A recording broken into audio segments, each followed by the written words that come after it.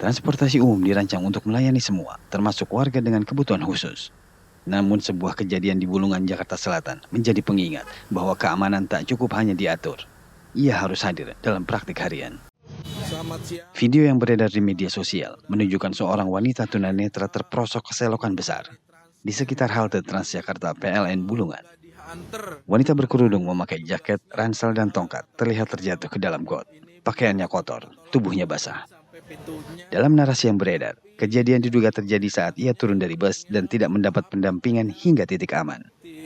Lokasi halte memang memiliki selasar sempit dengan selokan terbuka di beberapa bagian. Bagi penumpang awas, risikonya mungkin kecil. Namun bagi tunanetra, setiap langkah memerlukan arah dan pendampingan. Petugas halte beraktivitas normal melayani penumpang lain. Namun tidak ada gambaran pasti pada detik-detik krusial sebelum wanita itu terjatuh. Dalam standar pelayanan Transjakarta, penumpang berkebutuhan khusus berhak mendapat prioritas, termasuk pendampingan naik dan turun bus. Namun kejadian ini memunculkan jeda antara aturan dan praktik, antara desain pelayanan dan realita di jam sibuk. Bukan untuk menyalahkan, tapi untuk melihat di titik mana sistem perlu dikuatkan.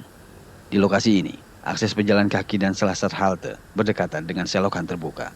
Bagi penumpang tunanetra, tanpa pendampingan, risikonya nyata.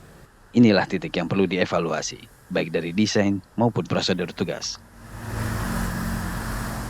Oke, Transjakarta mungkin salah, tidak mengawal, tetapi persoalannya adalah perspektif terhadap disabilitas kan belum begitu kuat seperti saat ini.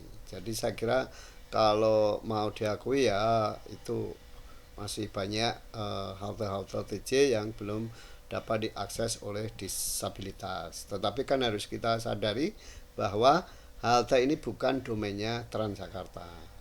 Halte ini domainnya Dinas Bina Marga. Apapun gitu ya, ini pembelajaran bagi semua termasuk Transjakarta bagaimana melayani semua penumpang. Menanggapi kejadian ini, pihak Transjakarta menyampaikan permintaan maaf dan menyatakan akan bertanggung jawab atas insiden yang terjadi. Mereka juga menyebut akan melakukan evaluasi internal, termasuk penguatan SOP pendampingan dan pelatihan ulang petugas di lapangan. Langkah ini diharapkan tidak berhenti pada pernyataan, namun terlihat dalam perubahan nyata. Keselamatan penumpang bukan hanya soal infrastruktur, tapi juga kehadiran manusia dalam setiap proses. Disinilah pelayanan inklusif diuji setiap hari. Insiden ini menjadi pengingat bahwa transportasi publik adalah ruang bersama yang harus aman untuk semua. Evaluasi perlu dilakukan agar kejadian serupa tak terulang dan kehadiran negara terasa dalam hal paling dasar, yaitu menjaga warganya saat melangkah.